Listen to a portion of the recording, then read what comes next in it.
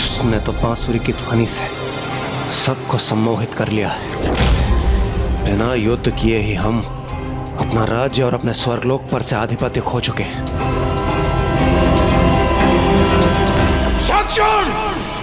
यह सिंहासन देवराज का है। इस पर विराजमान होने का अधिकार केवल मेरा है, देवराज इंद्र का। इसलिए उचित यही होगा तुम उठो और अभी और इसी क्षण यहां से निकल जाओ। क्रोध नहीं देवराज इंद्र, सम्मान के साथ बात करो। जो इस सिंहासन पर है वही उसका अधिकारी है, अर्थात अब देवराज मैं हूं। और तुमने तो स्वयं मुझे यह स्थान सौंपा है, तो तुम्हें किस बात का रोष है? खोया हुआ सम्मान और सिंहासन इतनी सरलता से प्राप्त नहीं होता इंद्र। उसके लिए प्रयत्न करना होगा। तो मैं प्रस्तुत हूं, ले सको तो ले लो पुनः अपना सिंहासन।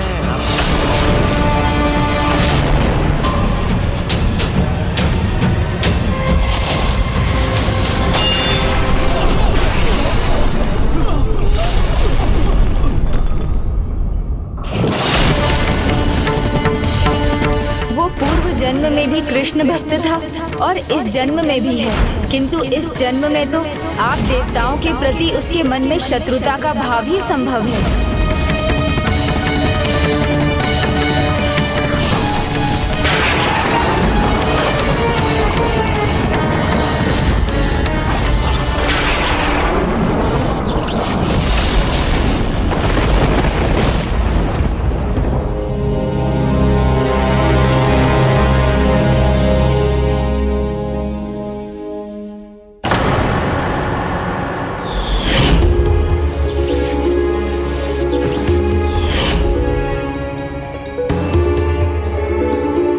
पुत्री, देवताओं के कोई भी अस्त्र शंखचूड़ को आहत नहीं कर सकते। जिस प्रकार उसने दोनों लोकों पे विजय पाई है, उसी प्रकार वो देवताओं पर भी विजय पाएगा। हाँ पिताश्री, किंतु एक पत्नी होने के नाते उनके लिए चिंतित रहती हूँ। बस वो कुशल रहे, सुरक्षित रहे और विजयी हो, यही कामना है मेरी प्रभु से। देवगण!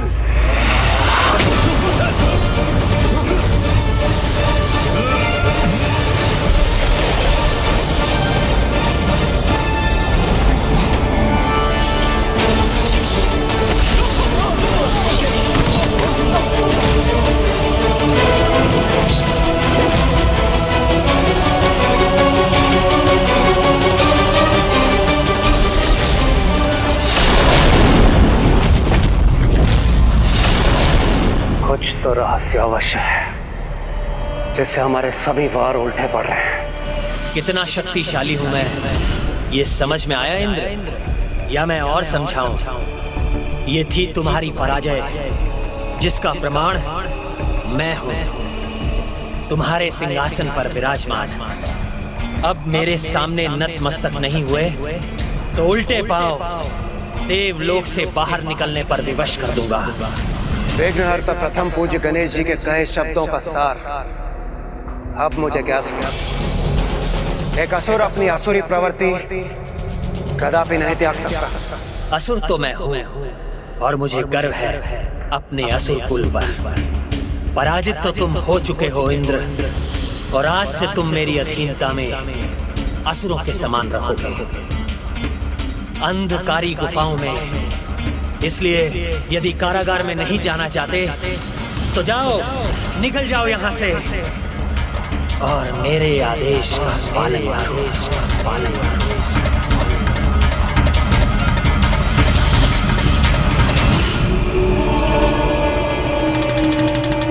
तुम कहां जा रहे हो?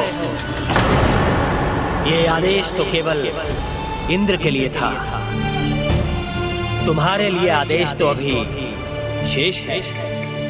ध्यान से देखो अपने नए देवराज स्वर्गाधिपति को।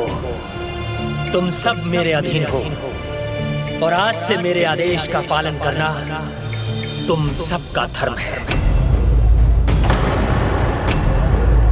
पूर्णता के प्रतीक प्रभु श्री परम कृष्ण का भक्त हूं मैं, इसलिए मेरे राज्य में सभी को सुख, समृद्धि और संपूर्णता मिलनी चाहिए।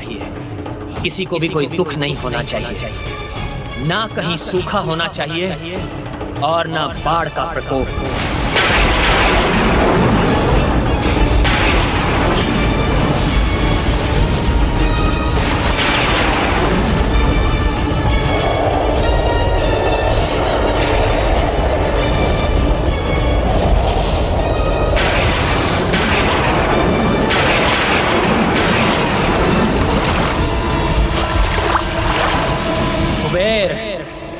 जिनके गृह में अन्न नहीं, उनके भंडार अन्न से भर जाने चाहिए। जो निर्धन हो, उसके गृह में धन संपत्ति होनी चाहिए। विश्वकर्मा, जिनके पास भवन नहीं, उन्हें भवन मिलने चाहिए। और जो अपने पांव पर चलने पर ही विवश हैं, उन्हें भी रथ मिलने चाहिए। कर्म कैसे भी हो, जो भी हो, उसका फल मात्र और मात्र सुख और संपूर्णता ही होना चाहिए।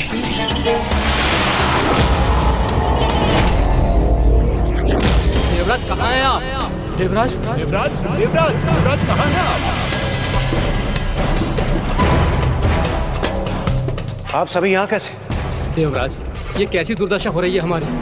वो असुर हम सभी पर राज कर रहा है। देवराज, हमसे सब कुछ छीन कर हमें दरिद्र और हीन बनाकर समस्त सृष्टि में वैभव फैला दिया है उसने। न श्रम न चेष्टा, किसी का कोई महत्व नहीं। हमें सभी को सब कुछ देना होगा, ये नियम बनाया है उस दुष्ट ने। किंतु वो दुष्ट ऐसा कर क्यों रहा है? क्या योजना होगी उसकी इसके पीछे? जिससे देवताओं की किसी को कोई आवश्यकता ही ना रहे। आवश्यकता नहीं होगी तो देवताओं में आस्था भी नहीं रहेगी, और आस्था नहीं रहेगी तो देवताओं की पूजा भी नहीं होगी। जब कर्म का महत्व नहीं रहेगा तो सुकर्म और दुष्कर्म में कोई भेद ही नहीं रहेगा, और तब स्वयं को भक्ति एवं धर्मपरायणता से सुधारने की कोई आवश्यकता नहीं रहेगी। और जब इनका कोई महत्व नहीं रहेगा तो भगवान में विश्वास क्यों रहेगा? और भगवान में विश्वास नहीं रहेगा तो आसुरी प्रवृत्तियां फैलेंगी, मनुष्य भी आसुरी व्यवहार करेंगे। वही चाहता है शंखचूड़, वो भगवान का नाम ही मिटाना चाहता है। मनुष्य के कर्म उसका भाग्य निर्धारित करते हैं। स्वयं को तपाने से ही मनुष्य स्वर्ण के समान निखरता है, और जीवन का संघर्ष व्यक्ति के चरित्र को निखारता है, उसे दूसरों के प्रति संवेदनशील बनाता है। किंतु जहाँ संघर्ष नहीं है, जहाँ सब कुछ बिना प्रयास किए ही अधिकता में प्राप्त हो, वहाँ ना किसी उपलब्धि का सम्मान होता है और ना ही किसी वस्तु का। अर्थात भोजन, जल, संपत्ति सब व्यर्थ करने का आचरण फैल जाएगा। ऐसी परिस्थिति में पाप और पुण्य का भेद मिट जाता है। अधर्म और अधर्मियों की सत्ता स्थापित होती है। मनुष्य अनुचित आचरण के आदी हो जाते हैं। बुराई का फल ही ना मिले तो फिर बुरे कर्मों को करने में कैसा भय? इस प्रकार भय विहीन समाज में मनुष्य अच्छे बुरे का ध्यान किए बिना अधर्म करने के लिए स्वयं को स्वतंत्र मानेगा। इसलिए शंखचूड़ संपूर्णता का नहीं, अधर्म का विस्तार कर रहा है, जिससे देव पूजा रोककर सभी शंखचूड़ की ही पूजा करने लगे। त्रिलोकाधिपति भगवान शंखचूड़ की जय। हमसे बहुत बड़ी भूल हुई है प्रभु। आपके सतर्क करने पर भी हम उस दुष्ट से भ्रमित हो गए। एक भूल तो हुई है देवराज, जिसका इतना भयंकर परिणाम हुआ, किंतु अब भूतकाल के बारे में विचार करने की एक और भूल मत कीजिए। जो बीत गया उसको तो नहीं सुधारा जा सकता, किंतु जो होने वाला है, जो भविष्य है, उसको सुधारने के लिए अभी वर्तमान में कुछ करना अनिवार्य है। उसका विचार कीजिए। आप उचित कह रहे हैं गणेश। हमें शंखचूड़ को पराजित कर धर्म की सत्ता पुनः स्थापित करनी होगी। उसकी पराजय सुनिश्चित करने के लिए हमें आपकी सहायता की आवश्यकता पड़ेगी। वो श्री परम कृष्ण का भक्त है और मैं कृष्ण तत्व हूँ। भगवान और भक्त की मर्यादा का पालन करते हुए स्वयं मेरा उससे युद्ध करना अनुचित होगा।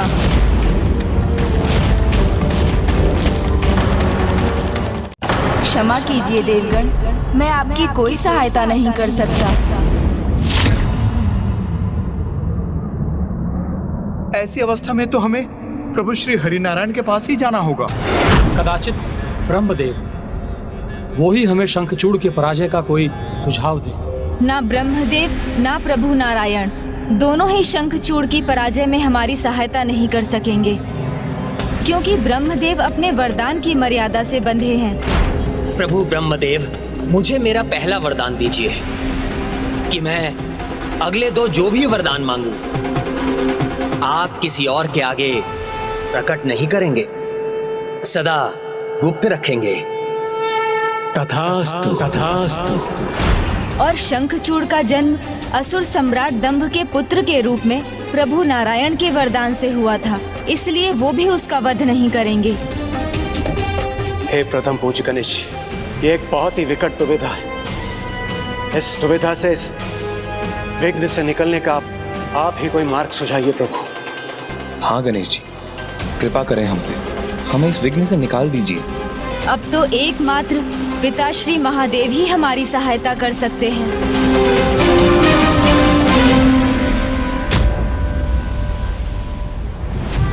विराजिए पिताश्री। स्वागत है पिताश्री। देखिए, आपके पुत्र ने आपकी सभी इच्छाएं पूर्ण कर दी। त्रिलोक विजेता बन गया हूं मैं, और अब स्वर्ग लोक पर भी हमारा अधिकार है। स्वर्ग लोक के सिंहासन पर विराजमान आप मुझे आशीर्वाद दीजिए पिताश्री।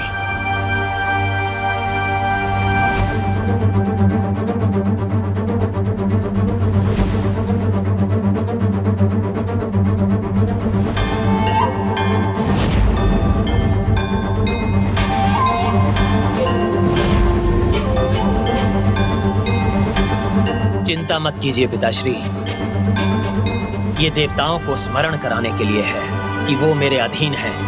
पुत्र, जितनी सरलता से देवताओं ने तुम्हारे सामने आत्मसमर्पण कर दिया, मुझे संदेह होता है कहीं वो तुम्हारे विरुद्ध कोई षड्यंत्र तो नहीं रच रहे।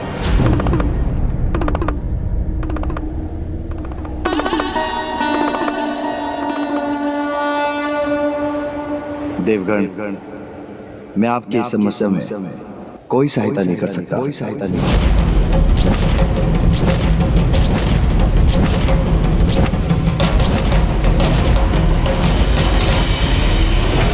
षड्यंत्र रचते हैं तो रचने दीजिए उन दुर्बल देवताओं को।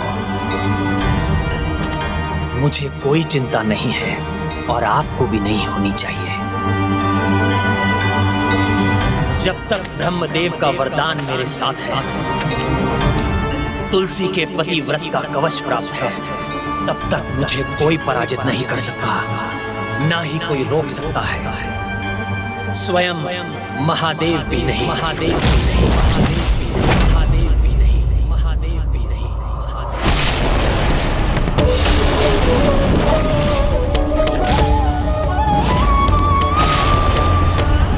ये कैसा अशुभ संकेत था? ये क्या देखा मैंने? नहीं नहीं, ये अवश्य मेरा भ्रम ही था।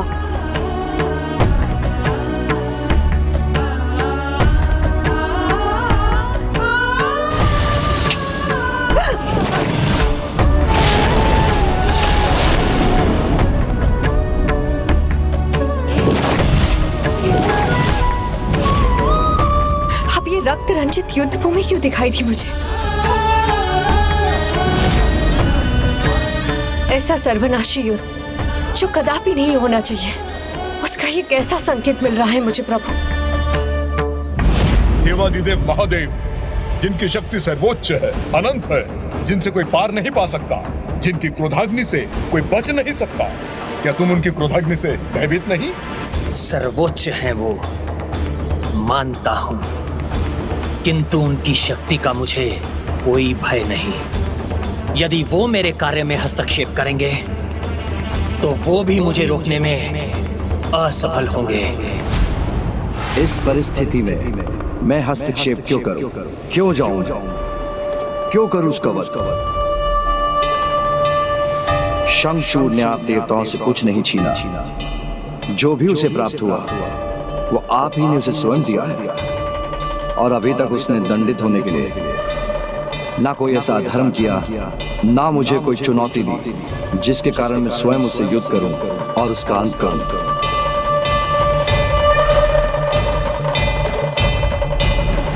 पिताश्री, क्या संसार के चक्र के विपरीत जाना महादेव महाकाल को चुनौती नहीं?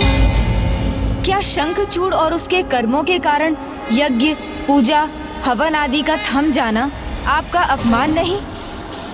धर्म और कर्म का त्याग करवाकर क्या मनुष्यों की हिंसक प्रवृत्तियों को बढ़ाना, उन्हें व्यसनी बना देना, उनमें मदिरा, कामुकता आदि को बढ़ाना, क्या ये उसका अपराध नहीं? और ऐसा महाअपराध करने वाला शंखचूड़ क्या कठोर दंड का आपके द्वारा उसके अंत का भागी नहीं?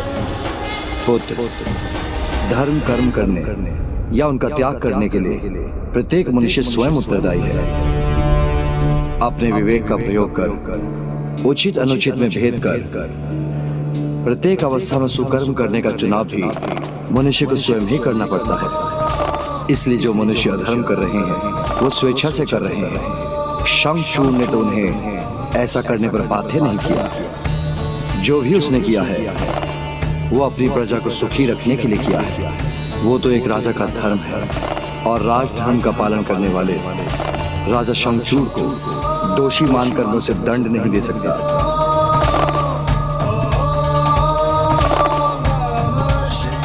सर्वप्रथम हमें उसे ये ज्ञात कराना होगा कि जिसे वो अपनी प्रजा का सुख मान रहा है उसके कारण अधर्म का प्रचार हो रहा है। यदि ये ज्ञात होने पर भी उसमें कोई सुधार नहीं आया, तब ये उसका अपराध होगा, जिसके कारण वो कठोर दंड का भागी बनेगा।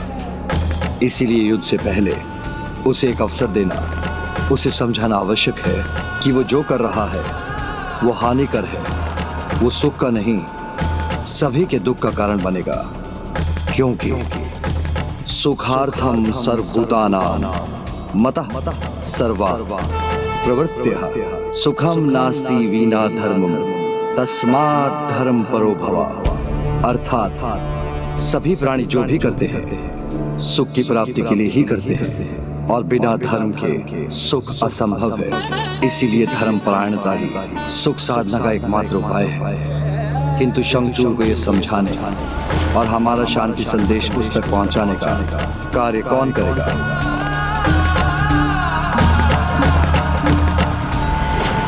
ये तो सर्वथा उचित कहा है पिताश्री ने। एवं ये शांति संदेश तो मेरे लिए भी एक सुनहरा अवसर होगा, स्वयं शंखचूड़ के मुख से उसके वरदान के रहस्य को जानने का। किंतु स्वामी, वो असुर तो देवताओं का विरोधी है, इसीलिए किसी भी देवता के मुख से कुछ भी कहा जाएगा वो कदापि नहीं सुनेगा।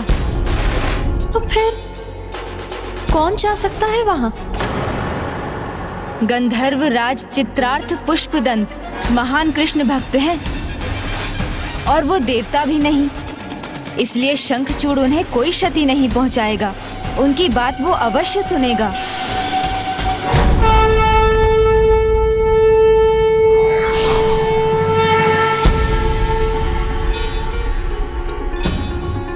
प्रणाम प्रभु, मैं आपके आदेश का पालन करूंगा। कल्याण हो। हे बुद्धिनाथ प्रथम पूज्य गणेश जी, आप मेरा मार्गदर्शन करने की कृपा कीजिए। आप मुझे बताएं कि मैं किस प्रकार उस असुर को उसकी भूल का आभास करवाऊं। शंखचूड़ के साथ वार्तालाप में जब भी आपको किसी उलझन का सामना करना पड़े तो आप मेरा स्मरण कर लीजिएगा। मैं आपकी दुविधा मिटाने में आपकी सहायता करूंगा।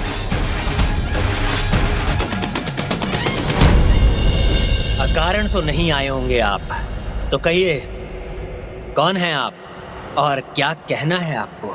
मैं गंधर्वराज पुष्पदंत आपके लिए महादेव का शांति प्रस्ताव लेकर आया हूँ। प्रभु ने मुझे आपको सचेत करने के लिए भेजा है कि आप जो भी कर रहे हैं उससे धर्म की हानि हो रही है, अतः आप उसे रोक दीजिए। आप स्वर्ग का त्याग कर पाताल लौटिए। यदि ऐसा ना हुआ तो महादेव आपसे युद्ध करने के लिए विवश हो जाएंगे।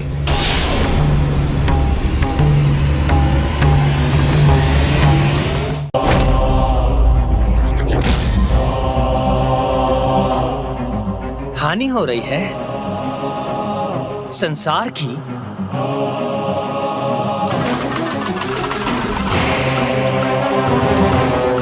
कैसे? मेरी प्रजा में तो सभी सुखी हैं, कहीं कोई दुख नहीं। सब इतने सुखी हैं कि भगवान का नाम लेना भी भूल गए हैं। भगवान का तो सब दुख में ही स्मरण करते हैं ना। तो बताइए मुझे गंधर्वराज, जब मेरे राजकाज के कार्य में कोई त्रुटि नहीं तो मैं स्वर्ग की सत्ता क्यों ना संभालूं? क्यों जाऊं मैं पाताल? क्षमा करें, किंतु आप स्थिति को मात्र अपने दृष्टिकोण से देख रहे हैं और मेरा दृष्टिकोण सर्वथा उचित है। मैं देवताओं के समान नहीं हूं जो सबको दुखी रखते हैं, ताकि सभी अपने दुखों को मिटाने के लिए उनकी पूजा करें, उनके सामने गिड़गिड़ाएं। संकट को, दुखों को उनके मूल से ही मिटा चुका हूं मैं। इसी कारण कोई भी देवताओं को स्मरण नहीं करता।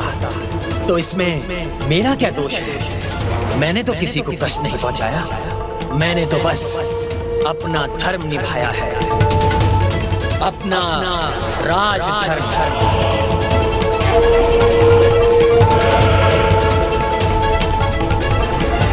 हे गणेश जी, हे बुद्धिदाता, शंखचूड़ के प्रश्नों के उत्तर मेरे पास नहीं। अब आप ही मेरी सहायता कीजिए, जिससे मैं उसे समझा सकूं।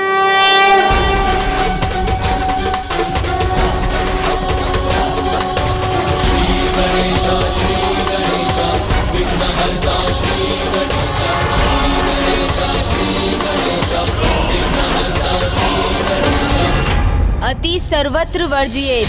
समय अनुसार सामान्य वर्षा तो आवश्यक है, किंतु अतिवृष्टि सब कुछ बहा ले जाती है और तब महामारी और रोग का प्रकोप बढ़ जाता है। सूर्य का ताप आवश्यक है, किंतु जब उस ताप की अति हो जाए तो वो सबको जलाकर नष्ट कर देता है और तब सभी प्राणी अन्न के एक एक दाने और जल की एक एक बूंद के लिए व्याकुल हो उठते हैं। इसीलिए अति से बचना चाहिए, उसका परिणाम सदैव हानिकारक होता है। आपके द्वारा अपनी प्रजा के लिए की जाने वाली भलाई की अति भी बुराई को जन्म दे रही है, उससे अधर्म और असंतुलन का विस्तार हो रहा है। आपसे भूल हो रही है नारायण भक्त शंखचूड़, बहुत बड़ी भूल। ईश्वर के प्रति आस्था और धर्म का पालन कुछ पाने की इच्छा से नहीं किया जाता। जिस प्रकार हम अपने बड़ों का आदर कुछ पाने की इच्छा से नहीं, अपितु उनके प्रति अपना आदर और सम्मान प्रकट करने के लिए करते हैं। यही धर्म है, यही सुकर्म है। किंतु आप मनुष्यों को यही विस्मृत कराना चाहते हैं। इसलिए आप अपनी भूल स्वीकार कीजिए शंखचूड़, और स्वर्ग का त्याग कर यहाँ से चले जाइए।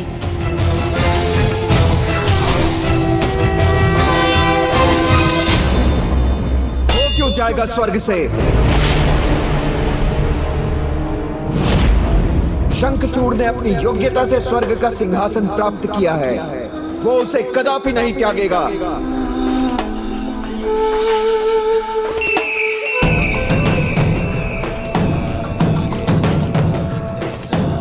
राजधर्म का पालन करना प्रत्येक राजा का धर्म होता है, वही शंखचूड़ कर रहा है।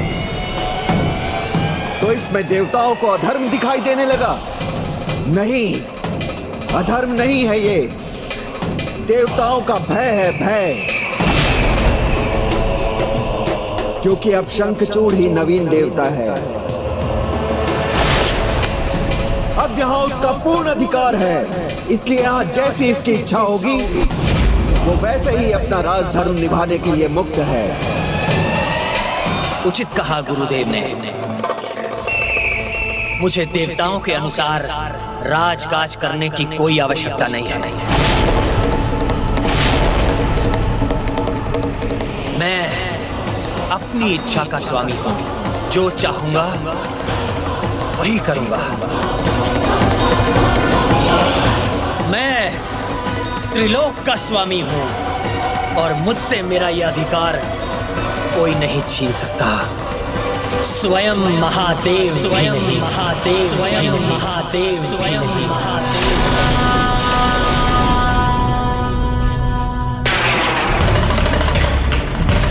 अब तुमने अपना चुनाव कर लिया है शंखचूड़, तो यही अवसर है तुम्हारे वरदान के रहस्य को ज्ञात करने का। स्वयं को देवता मानना बहुत बड़ी भूल है आपकी, क्योंकि इस भ्रम में आप महादेव के साथ युद्ध करने के लिए तत्पर हुए हैं। और महादेव के साथ युद्ध का एक ही अर्थ है, मृत्यु। मृत्यु मृत्यु मृत्यु की कोई चिंता नहीं है मुझे। आप फिर भूल कर रहे हैं। मुझे ज्ञात है कि आपको ऐसे वरदान प्राप्त हैं जिनके कारण आप स्वयं को सुरक्षित समझ रहे हैं, किंतु प्रभु महादेव के सामने ना आपके वरदान टिक सकेंगे और ना ही आप। मुझे क्या वरदान प्राप्त है ये तुम्हें ज्ञात नहीं। हाँ, ये तो उचित है, हमें तुम्हारे वरदानों का ज्ञान नहीं, किंतु अब ये रहस्य स्वयं तुम उजागर करोगे शंखचूड़। आपने सत्य कहा। मुझे नहीं ज्ञात कि आपको कैसा वरदान प्राप्त है, किंतु इतिहास का ज्ञान है मुझे। और कदाचित आप ये भूल रहे हैं शंखचूड़, क्योंकि आपसे पहले भी बहुत शक्तिशाली असुर हुए हैं। जलंधर, अंधक, और त्रिपुरासुर, उनको भी यही विश्वास था कि उनके वरदान ने उनको अजेय बना दिया है, किंतु उनका विश्वास असत्य प्रमाणित हुआ और भयंकर अंत हुआ उनका। जब उसके पाप की गागर भरी, तब नारायण का वरदान भी जलंधर को महारौद्र महाकाल भगवान शिव से बचा ना सका, और ना ही अंधक और त्रिपुरासुर को ब्रह्मदेव के वरदान ही सुरक्षित रख सके। प्रभु महादेव ने इतने शक्तिशाली वरदानों को निरर्थक बनाकर उन असुरों के वध का भी उपाय ढूंढ लिया। तो तुम उनके सामने कहां सुरक्षित हो? तुम्हारा तो वरदान भी इतना शक्तिशाली नहीं। शक्ति है मेरे पास, मेरे वरदान की एक नहीं, ऐसे 2 वरदान है मेरे पास, जिनके कारण महादेव तो क्या, तीनों त्रिदेव भी आ जाए तो मेरा अनिष्ट नहीं, तीनों त्रिदेव भी आ जाए तो मेरा अनिष्ट नहीं कर सकते। ओह, कदाचित ये शंखचूड़ को उकसाकर उसके वरदान का रहस्य ज्ञात करना चाहता है। तुम्हारे वरदान की शक्ति तो तुम्हें ही ज्ञात है, किंतु जिस प्रकार तुम बोल रहे हो उससे तो ऐसा ही प्रतीत होता है कि तुम्हें अमरत्व का वरदान प्राप्त है। हाँ, हाँ, अमृत ही प्राप्त है मुझे। ऐसा वरदानी कवच है जिसके कारण मैं देवताओं के सामने अजय हूँ, और ऐसा शक्ति कवच है मेरे पास जिसने मुझे त्रिदेवों से भी सुरक्षित कर दिया है। बस इतना ही पर्याप्त है।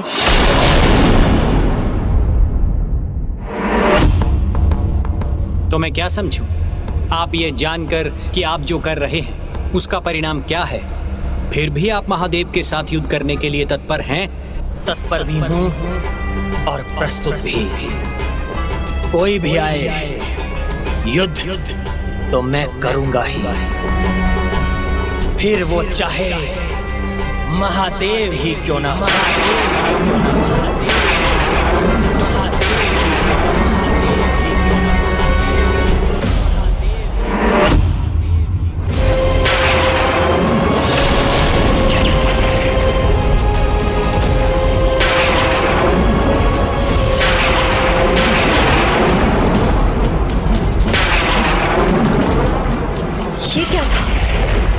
हृदय को कंपित कर दिया इस भयंकर विद्युत ने।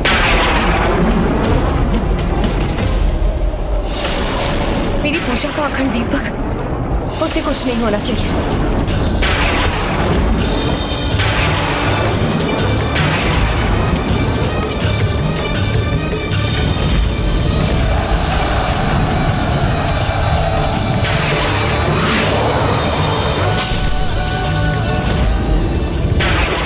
कैसे दृश्य दिखाई दे रहे हैं मुझे।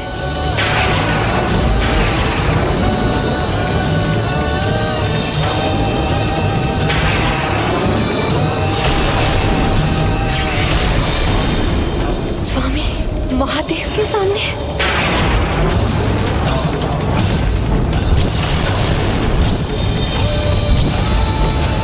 नहीं नहीं, ये नहीं होना चाहिए, कदापि नहीं।